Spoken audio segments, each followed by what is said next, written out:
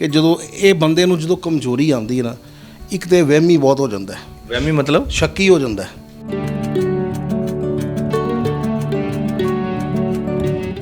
पहले 3G, फिर 4G, हुण 5G। ਇਹਦੀ ਜਿਹੜੀ ਰੇਡੀਏਸ਼ਨਸ ਹੈ ਨਾ, ਸਾਰੀ ਰਾਤ ਫੋਨ ਤੇ ਲੱਗੇ ਰਹਿੰਦੇ ਨੌਜਵਾਨ।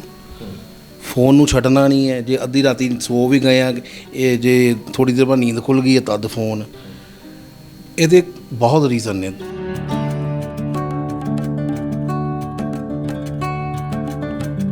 ਕਿ ਇਸ ਵੇਲੇ ਸਰੀਰਕ ਕਮਜ਼ੋਰੀ ਬਹੁਤ ਜ਼ਿਆਦਾ ਵੱਧ ਰਹੀ ਹੈ। ਜਿਹੜਾ ਇਹ ਰੋਗ ਹੈ, ਹਰ ਸ਼ਖਸ ਆਪਣੇ ਆਪ ਨੂੰ ਥੱਕਿਆ ਮਹਿਸੂਸ ਕਰਦਾ ਹੈ। ਹਰ ਵੇਲੇ ਥਕਾਵਟ ਰਹਿੰਦੀ ਹੈ। ਕੋਈ ਕੰਮ ਜ਼ਿਆਦਾ ਦਿਲਚਸਪੀ ਨਾਲ ਕਰਨ ਨੂੰ ਦਿਲ ਨਹੀਂ ਕਰਦਾ। ਕੀ ਕਾਰਨ ਕੀ ਮੰਨਦੇ ਹੋ ਇਸ ਚੀਜ਼ ਦਾ?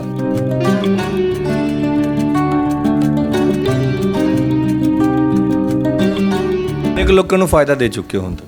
ਦੇਖੋ ਸਰ, ਅਣਗਿਣਤ, ਹੁਣ ਮੈਂ ਕਿਸੇ ਦਾ ਨਾਮ ਤਾਂ ਨਹੀਂ ਲੈ ਸਕਦਾ, ਬਾਕੀ ਅਣਗਿਣਤ ਹੈਗੇ ਆ। ਕਾਫੀਆਂ ਨੂੰ ਬਹੁਤ ਆਰਾਮ ਆਉਂਦਾ ਵਾ। ਉਹ ਮੈਂ ਕਹਿੰਦਾ ਮੇਰੇ ਕੋਲ ਲੋਕੀ ਇਸ ਤਰ੍ਹਾਂ ਦੇ ਆਉਂਦੇ ਆ, ਆਉਂਦੇ ਪੈਰ ਵੀ ਫੜ ਲੈਂਦੇ ਨੇ, ਕਿਉਂਕਿ ਜਿਨ੍ਹਾਂ ਦਾ ਸਿਰ 'ਤੇ ਵਿਆਹ। ਦੇਖੋ ਜੀ, ਕਈਆਂ ਨੂੰ ਡਾਇਬਟੀਸ ਹੁੰਦੀ ਹੈ, ਉਹਨਾਂ ਨੂੰ ਸ਼ੂਗਰ ਦੇ ਕਾਰਨ ਵੀਕਨੈਸ ਆ ਜਾਂਦੀ ਹੈ। ਕਈਆਂ ਨੂੰ ਜਿਨ੍ਹਾਂ ਦੇ ਆਰਟਰੀ ਵੇਨਸ ਪੂਰਾ ਬਲੱਡ ਫਲੋ ਲੈ ਕੇ ਨਹੀਂ ਕੰਮ ਕਰਦੀ, ਉਹਨਾਂ 'ਚ ਪੈਨਾਈਲ ਤੱਕ ਬਲੱਡ ਫਲੋ ਨਹੀਂ ਜਾਂਦਾ, ਉਹਨਾਂ ਨੂੰ ਵੀ ਆ ਜਾਂਦੀ ਹੈ।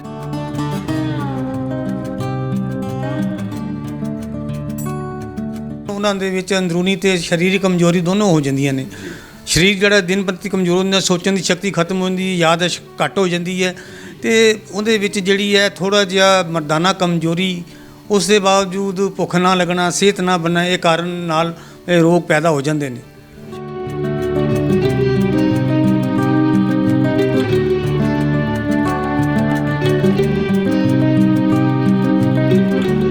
ਡਾਕਟਰਾਂ ਵੱਲ ਦਵਾਈਆਂ ਲੈਣ ਦੇ ਚੱਕਰਾਂ 'ਚ ਕਈ ਵਾਰ 20-22 ਸਾਲ ਦਾ ਲੜਕਾ ਨਿਕਲ ਜਾਂਦਾ ਹੈ, ਅਤੇ ਅੱਗੇ ਜਾ ਕੇ ਉਹ ਆਪਣੀ ਦਵਾਈਆਂ ਖਾ ਕੇ, ਜੇ 20-22 ਸਾਲਾਂ ਦੀ ਉਮਰ 'ਚ ਦਵਾਈ ਖਾਏਗਾ, ਅੱਗੇ ਜਾ ਕੇ ਉਹ ਆਪਣਾ ਨੁਕਸਾਨ ਬਹੁਤ ਵੱਡਾ ਕਰਾ ਲੈਂਦਾ।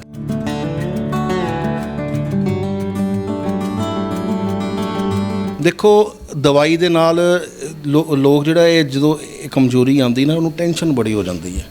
ਟੈਨਸ਼ਨ ਨਹੀਂ ਕਿ ਹੋ ਜਾਂਦੀ ਹੈ ਕਿ ਉਹ ਗਲਤ ਚੀਜ਼ਾਂ ਦਾ ਇਸਤੇਮਾਲ, ਨਸ਼ਿਆਂ ਦਾ ਇਸਤੇਮਾਲ ਕਰਨਾ ਸ਼ੁਰੂ ਕਰ ਦਿੰਦਾ ਹੈ। ਠੀਕ ਹੈ ਕਿ ਮੇਰੇ ਕੋਲ ਤਾਂ ਬਹੁਤ ਵੀਕਨੈਸ ਹੈ, ਹੁਣ ਮੈਂ ਵਿਆਹ ਕਰਾਉਣ 'ਚ ਉਹਦੇ ਲਾਇਕ ਨਹੀਂ ਗਾ।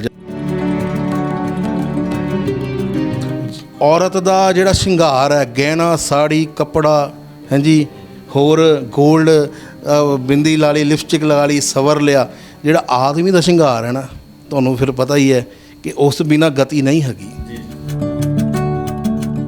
ਕਿਤੇ ਇਹ ਤਾਂ ਨਹੀਂ ਹੋਏਗਾ ਕਿ ਤੁਹਾਡਾ ਨੁਸਖਾ ਹੈ ਜਿਹੜਾ ਇਸਤੇਮਾਲ ਕਰ ਲੈਣ, ਔਰ ਇਸਤੇਮਾਲ ਜਦੋਂ ਤੱਕ ਇਸਤੇਮਾਲ ਕਰ ਰਹੇ ਉਦੋਂ ਤੱਕ ਠੀਕ ਹੈ, ਔਰ ਜਦੋਂ ਨੁਸਖਾ ਛੱਡ ਦੇ ਤੇ ਫਿਰ ਉਸ ਤੋਂ ਬਾਅਦ ਫਿਰ ਉਹ ਵੀ ਮੈਂ ਦੱਸਦਾ।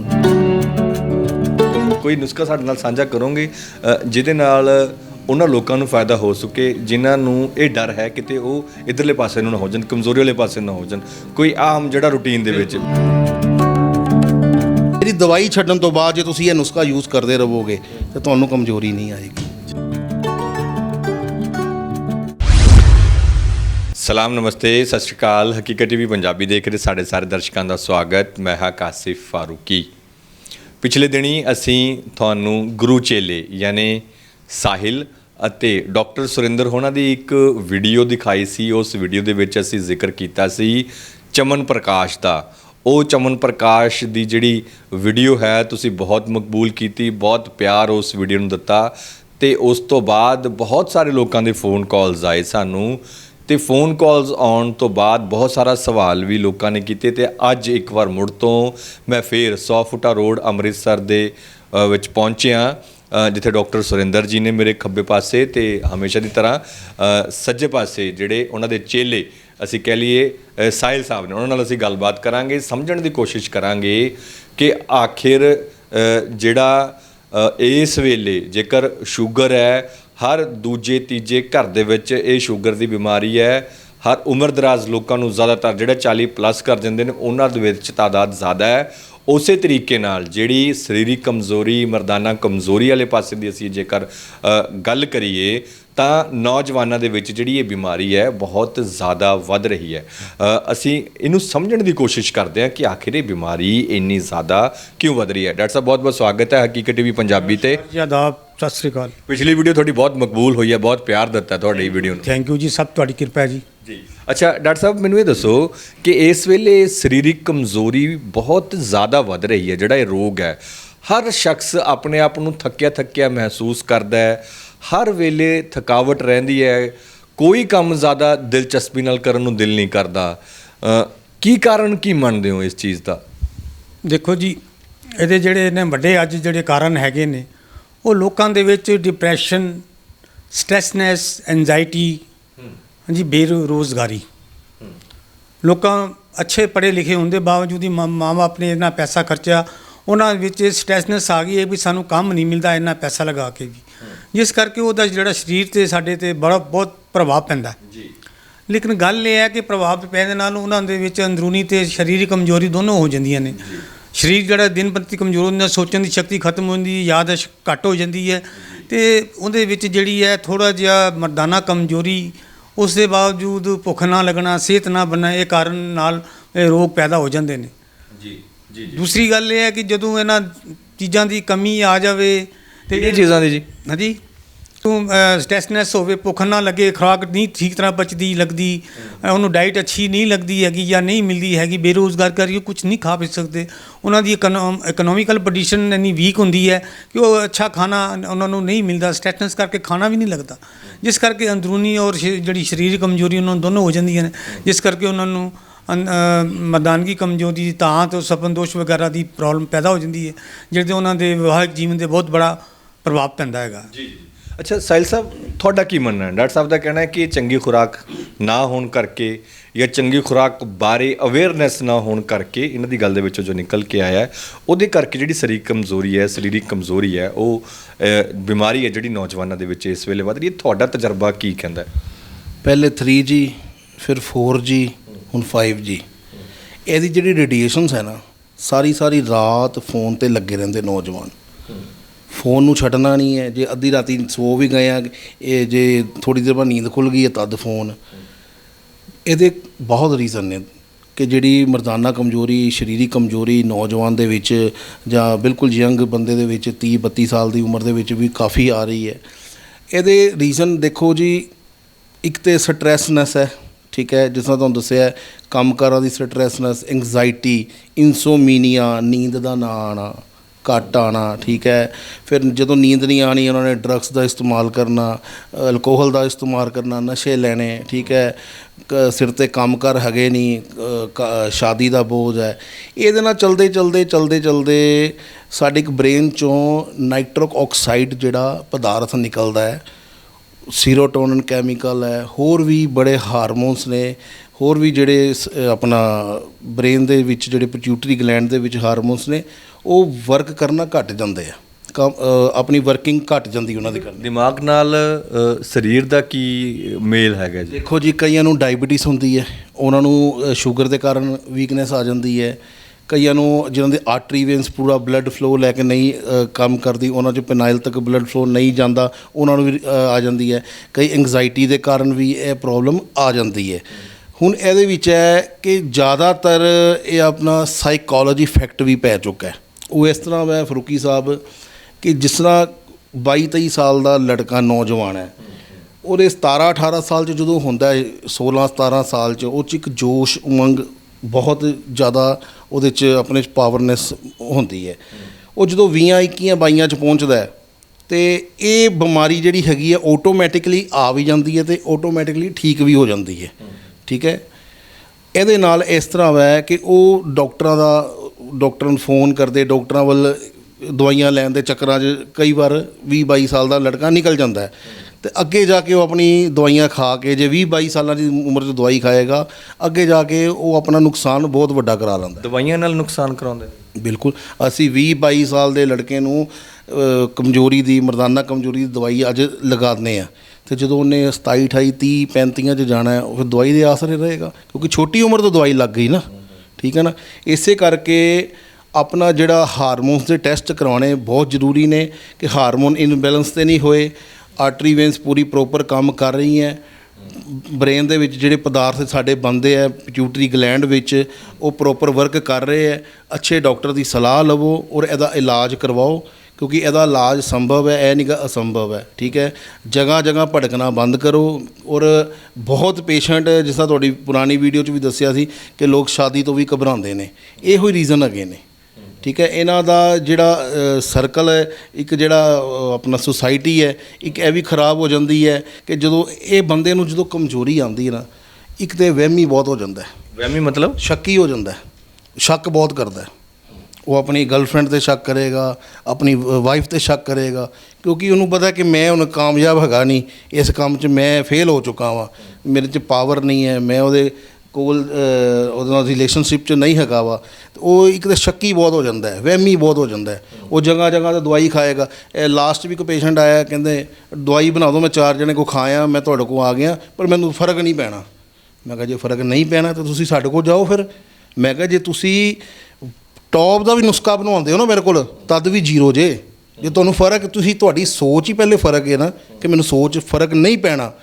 ਤੁਸੀਂ ਮੇਰੇ ਕੋਲ ਆਓਗੇ, ਪਹਿਲੇ ਸੋਚ ਇਹੋ ਲੈ ਕੇ ਆਓ ਕਿ ਮੈਂ ਡਾਕਟਰ ਸੁਰਿੰਦਰ ਕੁਮਾਰ ਕੋਲ ਚੱਲਿਆ ਅਤੇ ਇੱਥੋਂ ਦਵਾਈ ਮੈਨੂੰ ਸਹੀ ਮਿਲਣੀ ਹੈ, ਇੱਥੋਂ ਹੀ ਮੈਂ ਠੀਕ ਹੋਣਾ ਹੈ, ਕਿਉਂਕਿ ਡਾਕਟਰ ਸੁਰਿੰਦਰ ਕੁਮਾਰ ਕਈਆਂ ਦੀ ਮਦਦ ਵੀ ਕਰ ਦਿੰਦੇ ਨੇ। ਠੀਕ ਹੈ, ਅਤੇ ਮੈਂ ਰੇਟ ਵੀ ਠੀਕ ਮਿਲਣਾ ਹੈ, ਦਵਾਈ ਵੀ ਠੀਕ ਮਿਲਣੀ, ਤਦ ਤੁਸੀਂ ਠੀਕ ਹੋਣਾ। ਅਤੇ ਉਹ ਬਾਹਰ ਚਲਾ, ਕਹਿੰਦਾ ਨਹੀਂ ਮੈਂ ਫੇਰ ਆਵਾਂਗਾ। ਉਹ 5 ਮਿੰਟ ਬਾਅਦ ਫੇਰ ਆ ਗਿਆ, ਉਹ ਕਹਿੰਦਾ ਦੇ ਦਿਓ ਦਵਾਈ, ਦੇ ਲਓ।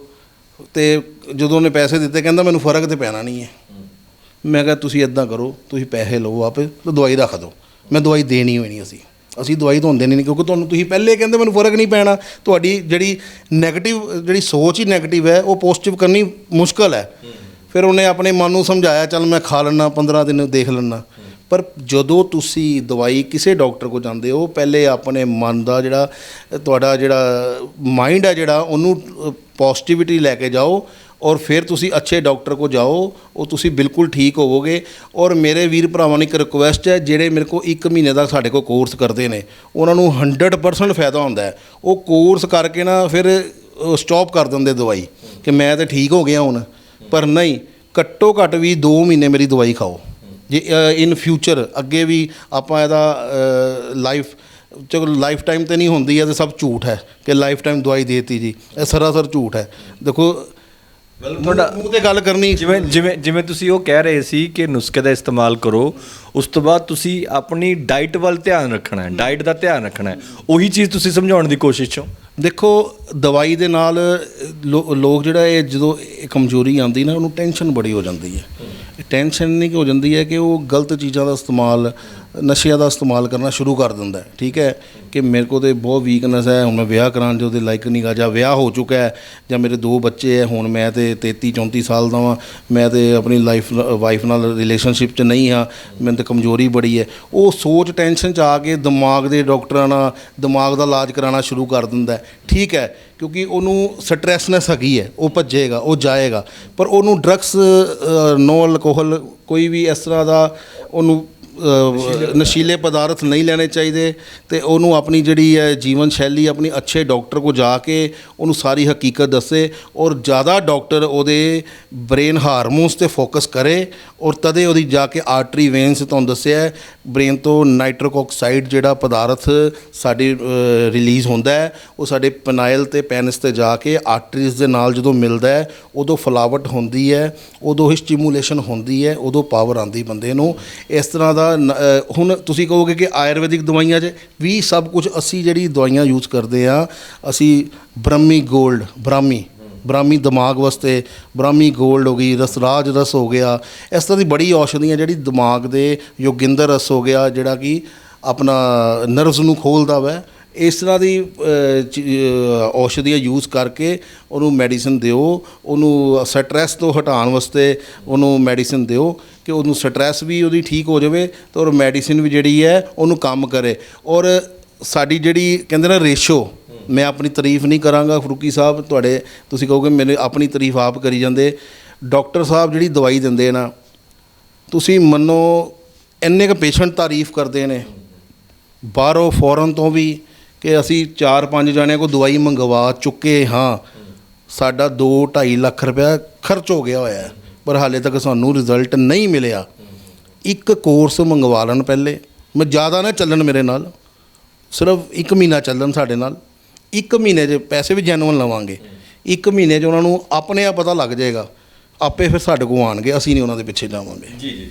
ਅੱਛਾ, ਇੱਕ ਹੋਰ ਬੜੀ ਅਹਿਮ ਗੱਲ ਇੱਥੇ ਫਿਰ ਜਿਹੜੀ ਸਾਹਿਲ ਸਾਹਿਬ ਮੈਨੂੰ ਲੱਗਦਾ ਕਿ ਇੱਥੇ ਕਰਨੀ ਬਣਦੀ ਹੈ, ਕਿਤੇ ਇਹ ਤਾਂ ਨਹੀਂ ਹੋਏਗਾ ਕਿ ਤੁਹਾਡਾ ਨੁਸਖਾ ਹੈ ਜਿਹੜਾ ਇਸਤੇਮਾਲ ਕਰ ਲੈਣ, ਔਰ ਇਸਤੇਮਾਲ ਜਦੋਂ ਤੱਕ ਤਾਂ ਇਸਤੇਮਾਲ ਕਰ ਰਹੇ ਨੇ ਉਦੋਂ ਤੱਕ ਠੀਕ ਹੈ, ਔਰ ਜਦੋਂ ਨੁਸਖਾ ਛੱਡ ਦੇ ਤੇ ਫਿਰ ਉਸ ਤੋਂ ਬਾਅਦ ਫਿਰ ਉਹ ਵੀ ਮੈਂ ਦੱਸਦਾ, 2 ਮਹੀਨੇ ਲਗਾਤਾਰ ਮੈਡੀਸਿਨ ਖਾਓ, ਫਿਰ ਤੁਸੀਂ 1 ਮਹੀਨੇ ਦੀ ਜਿਹੜੀ ਮੈਡੀਸਿਨ ਹੋਰ ਮੰਗਵਾਉਣੀ ਹੈ ਉਹਨੂੰ ਤੁਸੀਂ ਅਲਟਰਨੇਟ ਡੇ ਖਾਣੀ ਹੈ, ਕਿ ਇੱਕਦਮ ਦਵਾਈ ਵੀ ਨਹੀਂ ਛੱਡਣੀ ਫਰੂਕੀ ਸਾਹਿਬ, ਇੱਕਦਮ ਕੋਈ ਚੀਜ਼ ਵੀ ਨਹੀਂ ਛੱਡਣੀ। ਜੇ ਅਸੀਂ 2 ਮਹੀਨੇ ਲਗਾਤਾਰ ਖਾ ਲਈਏ, ਜਿਹੜੀ ਤੀਸਰੇ ਮਹੀਨੇ ਦੀ ਨਾ ਅਸੀਂ 2-3 ਦਿਨ ਛੱਡ ਕੇ ਅਲਟਰਨੇਟ ਡੇਜ਼ ਖਾਈਏ ਉਹਨੂੰ, ਕਿ ਉਹਦੇ ਨਾਲ ਸਾਡੀ ਜਿਹੜੀ ਹੈ ਵੀਕਨੈਸ ਵੀ ਆਪਣਾ ਦੁਬਾਰਾ ਵੀਕਨੈਸ ਨਾ ਆਵੇ, ਅਤੇ ਸਾਡੇ 4-5 ਸਾਲ ਆਰਾਮ ਨਾਲ ਸਾਡੀ ਬੈਨੀਫਿਟ ਹੋਵੇ। ਇਹ ਨਹੀਂ ਕਿ ਦਵਾਈ ਖਾਂਦੇ ਛੱਡਦੇ ਉੱਥੇ ਹੀ ਆ ਗਏ ਦੁਬਾਰਾ, ਉਹ ਕੰਮ ਨਾ ਹੋਵੇ। ਔਰ ਇੱਕ ਇਹ ਵੀ ਗੱਲ ਝੂਠ ਹੈਗੀ ਹੈ ਕਿ ਸਾਲਾਂ ਦੇ ਸਾਲ ਅਸਰ ਰਹੇਗਾ, ਉਹ ਵੀ ਗੱਲ ਝੂਠ ਹੈ। ਦੇਖੋ ਗੱਡੀ ਚੱਲ, ਜੇ ਸਾਲਾਂ ਦੇ ਸਾਲ ਅਸਰ ਰੱਖਣਾ ਹੋਵੇ ਫਿਰ ਦੇਖੋ ਕਾਰ ਚੱਲਣੀ, ਤੁਹਾਡੇ ਕੋਲ ਵੀ ਕਾਰ ਹੈ, ਤੁਸੀਂ ਵੀ ਕਾਰ 'ਚ ਆਏ ਹੋ, ਸਰਵਿਸ ਕਰਾਉਂਦੇ ਹੋ ਨਾ, 10,000 ਕਿਲੋਮੀਟਰ ਚੱਲਦੀ ਹੈ, ਸਰਵਿਸ ਕਰਾਉਣੀ ਪੈਂਦੀ ਹੈ ਨਾ, ਇਸੇ ਕਰਕੇ ਉਹਨੂੰ ਵੀ ਬੈਟਰੀ ਨੂੰ ਚਾਰਜ ਕਰਨਾ ਪੈਂਦਾ ਵੈ। ਉਹ ਫਿਰ ਵੀ ਤੁਹਾਡੀ ਜਿਹੜੀ ਐਕਸਾਈਡ ਦੀ ਬੈਟਰੀ ਹੈ, ਨਾਰਮਲ ਆਮ ਨਹੀਂ ਹੈਗੀ, ਚਾਲੂ ਬੈਟਰੀ ਨਹੀਂ ਹੈਗੀ ਜਿਹੜੀ ਦਵਾਈ ਦੇਈਦੀ ਹੈ। ਇਸੇ ਕਰਕੇ ਜਿਹੜੀ ਦਵਾਈ ਦੇਈਦੀ ਹੈ ਲੌਂਗ ਪੀਰੀਅਡ ਇਫੈਕਟ ਕਰਦੀ ਹੈ, ਔਰ ਨੁਕਸਾਨ ਕੋਈ ਨਹੀਂ ਕਰਦੀ, ਔਰ ਉਹਦੀ ਬੜੀ ਕਿਰਪਾ ਹੈ। ਕਿੰਨੇ ਲੋਕਾਂ ਨੂੰ ਫਾਇਦਾ ਦੇ ਚੁੱਕੇ ਹੋ ਹੁਣ ਤੱਕ? ਦੇਖੋ ਸਰ, ਅਣਗਿਣਤ, ਹੁਣ ਮੈਂ ਕਿਸੇ ਦਾ ਨਾਮ ਤਾਂ ਨਹੀਂ ਲੈ ਸਕਦਾ, ਬਾਕੀ ਅਣਗਿਣਤ ਹੈਗੇ ਆ, ਕਾਫੀਆਂ ਨੂੰ ਬਹੁਤ ਆਰਾਮ ਆਉਂਦਾ ਵਾ। ਉਹ ਮੈਂ ਕਹਿੰਦਾ ਮੇਰੇ ਕੋਲ ਲੋਕ ਇਸ ਤਰ੍ਹਾਂ ਦੇ ਆਉਂਦੇ ਆ ਪੈਰ ਵੀ ਫੜ ਲੈਂਦੇ ਨੇ, ਕਿਉਂਕਿ ਜਿਨ੍ਹਾਂ ਦਾ ਸਿਰ 'ਤੇ ਵਿਆਹ ਵਾ, ਕਿਉਂਕਿ ਕਹਿੰਦੇ ਔਰਤ ਦਾ ਜਿਹੜਾ ਸ਼ਿੰਗਾਰ ਹੈ, ਗਹਿਣਾ, ਸਾੜੀ, ਕੱਪੜਾ, ਹਾਂਜੀ, ਹੋਰ ਗੋਲਡ, ਬਿੰਦੀ ਲਾ ਲਈ, ਲਿਪਸਟਿਕ ਲਗਾ ਲਈ, ਸਵਰ ਲਿਆ, ਜਿਹੜਾ ਆਦਮੀ ਦਾ ਸ਼ਿੰਗਾਰ ਹੈ ਨਾ, ਤੁਹਾਨੂੰ ਫਿਰ ਪਤਾ ਹੀ ਹੈ ਕਿ ਉਸ ਬਿਨਾਂ ਗਤੀ ਨਹੀਂ ਹੈਗੀ। ਸਰੀਰਿਕ ਜਿਹੜੀ ਹੈ, ਜਿਹੜੀ ਕਮਜ਼ੋਰੀ ਬੰਦੇ 'ਚ ਹੋਏਗੀ, ਅਤੇ ਉਹਦੀ ਲਾਈਫ ਦਾ ਸਟਾਈਲ ਸਾਰਾ ਉਹਦਾ ਸਾਰਾ ਆਪਣਾ ਬੋਡੀ ਦਾ ਜਿਹੜਾ ਸਟਰਕਚਰ ਹੈਗਾ, ਉਹਦਾ ਜੀਣ ਦਾ ਸਟਾਈਲ ਹੀ ਖਰਾਬ ਹੋ ਜਾਂਦਾ। ਅੱਛਾ, ਇਹ ਤਾਂ ਰਹੀ ਤੁਹਾਡੇ ਨੁਸਖਿਆਂ ਦੀ ਗੱਲ, ਕੋਈ ਨੁਸਖਾ ਸਾਡੇ ਨਾਲ ਸਾਂਝਾ ਕਰੋਗੇ ਜਿਹਦੇ ਨਾਲ ਉਹਨਾਂ ਲੋਕਾਂ ਨੂੰ ਫਾਇਦਾ ਹੋ ਸਕੇ ਜਿਨ੍ਹਾਂ ਨੂੰ ਇਹ ਡਰ ਹੈ ਕਿਤੇ ਉਹ ਇੱਧਰਲੇ ਪਾਸੇ ਨੂੰ ਨਾ ਹੋ ਜਾਣ, ਕਮਜ਼ੋਰੀ ਵਾਲੇ ਪਾਸੇ ਨਾ ਹੋ ਜਾਣ?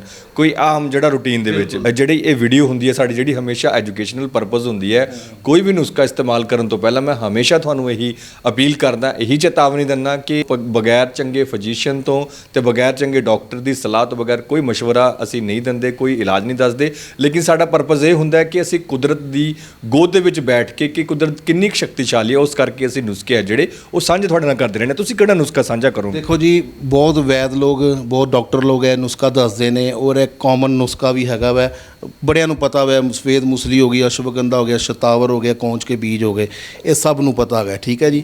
ਹੁਣ ਤੁਸੀਂ ਇਹ ਲੈ ਕੇ ਨਾਲ ਇਹਦੇ 'ਚ 10 ਗ੍ਰਾਮ ਪੁਸ਼ਪ ਧਨਵਾ ਐਡ ਕਰ ਲਓ, ਔਰ ਇੱਕ ਮਜੂਨ ਆਉਂਦਾ ਲਬੂਬ ਕਬੀਰ, ਇਹ ਤੁਸੀਂ ਨਾਲ ਇਹਦਾ ਸੇਵਨ ਕਰੋ। ਇਹਦੀ ਦਵਾਈ ਛੱਡਣ ਤੋਂ ਬਾਅਦ ਜੇ ਤੁਸੀਂ ਇਹ ਨੁਸਖਾ ਯੂਜ਼ ਕਰਦੇ ਰਹੋਗੇ ਤਾਂ ਤੁਹਾਨੂੰ ਕਮਜ਼ੋਰੀ ਨਹੀਂ ਆਏਗੀ ਜੀ। ਫਸਟ ਆਫ ਆਲ ਸਾਡੀ ਦਵਾਈ ਯੂਜ਼ ਕਰੋ, ਕਿਉਂਕਿ ਸਾਡੇ 'ਚ ਇੰਗਰੀਡੀਐਂਟਸ ਬਹੁਤ ਪਏ ਨੇ। ਹੁਣ ਜਿਵੇਂ ਉਹਨਾਂ ਨੂੰ ਕਹਾਂ ਨਾ ਇਹ ਸਾਰੇ ਇੰਗਰੀਡੀਐਂਟਸ ਲੈ ਆਓ, ਉਹਨਾਂ ਦਾ ਬਿੱਲ ਹੀ ਐਡਾ ਬਣ ਜਾਣਾ। ਹੁਣ ਅਸੀਂ ਇਕੱਠੇ ਯੋਗ ਬਣਾਉਂਦੇ ਹਾਂ, ਉਹਦੇ 'ਚ ਸਾਡਾ ਵੀ ਬੈਨੀਫਿਟ ਹੈ, ਪੇਸ਼ੈਂਟ ਦਾ ਵੀ ਬੈਨੀਫਿਟ ਹੈ। ਔਰ ਸਾਡਾ ਕੋਰਸ ਛੱਡਣ ਤੋਂ ਬਾਅਦ ਸਫੇਦ ਮੁਸਲੀ, ਅਸ਼ਵਗੰਧਾ, ਸ਼ਤਾਵਰ, ਕੌਂਚ ਕੇ ਬੀਜ ਨਾਲ ਵਿੱਚ ਐਡ ਕਰਨਾ, ਕਾਲ 'ਤੇ ਮੈਨੂੰ ਪੁੱਛ ਲਿਓ, ਨਾਲ ਐਡ ਕਰਨਾ ਉਹ 'ਚ ਪੁਸ਼ਪ ਧਨਵਾ, ਨਾਲ ਮਜੂਨ ਆਉਂਦਾ ਲਬੂਬ ਕਬੀਰ, 1-2 ਆਈਟਮਾਂ ਹੋਰ ਦੱਸ ਦਾਂਗਾ, 1-2 ਔਸ਼ਧੀਆਂ ਹੋਰ ਦੱਸ ਦੇਵਾਂਗੇ, ਕੋਈ ਚੱਕਰ ਨਹੀਂ ਹੈਗਾ। ਪਰ ਪਹਿਲੇ ਤੁਸੀਂ ਸਾਡਾ ਕੋਰਸ ਜਿਹੜਾ ਹੈਗਾ ਸਟਰੋਂਗ ਕੋਰਸ ਕਰੋ, ਉਸ ਤੋਂ ਬਾਅਦ ਇਹ ਘਰੇਲੂ ਚੀਜ਼ਾਂ ਯੂਜ਼ ਕਰੋ, ਤੁਹਾਨੂੰ ਅੱਗੇ ਜੀਵਨ 'ਚ ਅੱਗੇ ਜਾ ਕੇ ਵੀ ਲਾਭ ਹੋਏਗਾ ਜੀ। ਬਹੁਤ ਬਹੁਤ ਸ਼ੁਕਰੀਆ ਸਾਹਿਲ ਸਾਹਿਬ, ਬੜੀ ਚੰਗੀ ਜਾਣਕਾਰੀ ਤੁਸੀਂ ਅੱਜ ਸਾਡੇ ਨਾਲ ਸਾਂਝੀ ਕੀਤੀ ਹੈ। ਡਾਕਟਰ ਸਾਹਿਬ, ਜਾਂਦੇ ਜਾਂਦੇ ਤੁਸੀਂ ਕੀ ਫਾਰਮੂਲਾ ਦੇਵੋਗੇ ਕਿ ਇੱਧਰਲੇ ਪਾਸੇ ਨੂੰ, ਕਮਜ਼ੋਰੀ ਵਾਲੇ ਪਾਸੇ ਨੂੰ ਜਿਹੜਾ ਨੌਜਵਾਨ ਵਰਗ ਹੈਗਾ ਪਵੇ ਹੀ ਨਾ? ਮੇਰਾ ਤਾਂ ਫਾਰਮੂਲਾ ਇਹ ਹੈ ਜੀ, ਇੱਕ ਤਾਂ ਸਟ੍ਰੈਸਨੈਸ ਖਤਮ ਕਰੋ, ਦੂਸਰੀ ਗੱਲ ਖਾਣਾ ਅੱਛਾ ਰੱਖੋ, ਆਪਣੇ ਆਪ ਨੂੰ ਜਿਹੜੀ ਇਮਿਊਨਿਟੀ ਪੈਦਾ ਕਰੋ ਤਾਂ ਤੁਹਾਨੂੰ ਸਾਡੇ ਆਉਣ ਦੀ ਲੋੜ ਹੀ ਨਾ ਪਵੇ, ਠੀਕ ਹੈ ਜੀ। ਮੈਂ ਤਾਂ ਇਹ ਚਾਹੁੰਦਾ ਵਾਂ ਵੀ ਜਿਹੜਾ ਯੂਥ ਹੈ ਜਾਂ ਓਲਡ ਪਰਸਨ ਹੈ, ਜਿਹੜੇ ਆਪਣੇ ਜੀਵਨ ਠੀਕ ਬਿਤਾਉਣਾ ਚਾਹੁੰਦੇ ਨੇ, ਨਸ਼ੇ ਵਾਲੇ ਪਾਸੇ ਨਾ ਜਾਣ, ਖਾਣਾ ਅੱਛਾ ਰੱਖਣ, ਔਰ ਦਵਾਈਆਂ ਜਿਹੜੀਆਂ ਜਦੋਂ ਲੋੜ ਪਵੇ ਉਦੋਂ ਖਾਣ, ਬਿਨਾਂ ਕਿਸੇ ਚੀਜ਼ ਤੋਂ, ਬਿਨਾਂ ਕਿਸੇ ਰੋਗ ਤੋਂ। ਆਪਣੇ ਆਪ ਦਵਾਈ ਨਹੀਂ ਖਾਣੀ, ਡਾਕਟਰ ਦੇ ਆਪਣੇ ਸਲਾਹ ਲੈ ਕੇ ਦਵਾਈ ਖਾਓ ਜੀ। ਬਹੁਤ ਬਹੁਤ ਸ਼ੁਕਰੀਆ ਜੀ ਸਾਰੀ ਗੱਲਬਾਤ ਦੇ ਲਈ। ਸੋ ਇਹ ਸਨ ਡਾਕਟਰ ਸੁਰਿੰਦਰ ਜੀ, ਔਰ ਸਾਹਿਲ, ਜਿਨ੍ਹਾਂ ਨੇ ਬੜੇ ਹੀ ਤਰੀਕੇ ਨਾਲ ਸਮਝਾਇਆ, ਦੱਸਿਆ ਹੈ ਕਿ ਆਖਿਰ ਜਦੋਂ ਕਮਜ਼ੋਰੀ ਆਉਂਦੀ ਹੈ, ਸਰੀਰਕ ਕਮਜ਼ੋਰੀ ਆਉਂਦੀ ਹੈ, ਤਾਂ ਉਹਦਾ ਕਾਰਨ ਕੀ ਹੁੰਦਾ ਹੈ ਤੇ ਕਿਵੇਂ ਅਸੀਂ ਦੇਸੀ ਨੁਸਖਿਆਂ ਦੇ ਇਸਤੇਮਾਲ ਦੇ ਨਾਲ ਉਸ ਨੂੰ ਦੂਰ ਕਰ ਸਕਦੇ ਹਾਂ। ਫਿਰ ਵੀ ਤੁਹਾਡੇ ਮਨ ਦੇ ਵਿੱਚ ਕੋਈ ਸਵਾਲ, ਕੋਈ ਸ਼ੰਕਾ ਇਹ ਵੀਡੀਓ ਦੇਖਣ ਤੋਂ ਬਾਅਦ ਆਉਂਦਾ ਹੈ ਤਾਂ ਇੱਕ ਨੰਬਰ ਹੈਗਾ ਜਿਹੜਾ ਉਹ ਨੀਚੇ ਚੱਲ ਰਿਹਾ ਸਕਰੋਲ ਦੇ ਵਿੱਚ। ਮੈਂ ਤੁਹਾਨੂੰ ਵਾਰ-ਵਾਰ ਇਹੀ ਕਹਿਣਾ ਕਿ ਤੁਸੀਂ ਚੈਨਲ ਦੇ ਨੰਬਰ ਤੇ ਕਾਲ ਨਾ ਕਰਿਆ ਕਰੋ। ਉਹ ਨੰਬਰ ਹੈਗਾ ਵੈਦ ਹਕੀਮ ਦਾ, ਤੁਹਾਡੀ ਡਿਮਾਂਡ ਮੁਤਾਬਕ ਅਸੀਂ ਉਸ ਨੰਬਰ ਹੈ ਜਿਹੜਾ ਦੇ ਦਿੰਦੇ ਹਾਂ, ਤੁਸੀਂ ਉਸ ਦੇ ਉੱਤੇ ਆਪਣੇ ਸਵਾਲ, ਆਪਣੇ ਸ਼ੰਕੇ ਜਿਹੜੇ ਕਾਲ ਕਰਕੇ ਦੂਰ ਕਰ ਸਕਦੇ ਹੋ। ਫਿਲਹਾਲ ਮੈਨੂੰ ਇਹ ਵੀਡੀਓ ਇੱਥੇ ਹੀ ਖਤਮ ਕਰਨ ਦੀ ਦਿਓ ਆਗਿਆ। ਧੰਨਵਾਦ।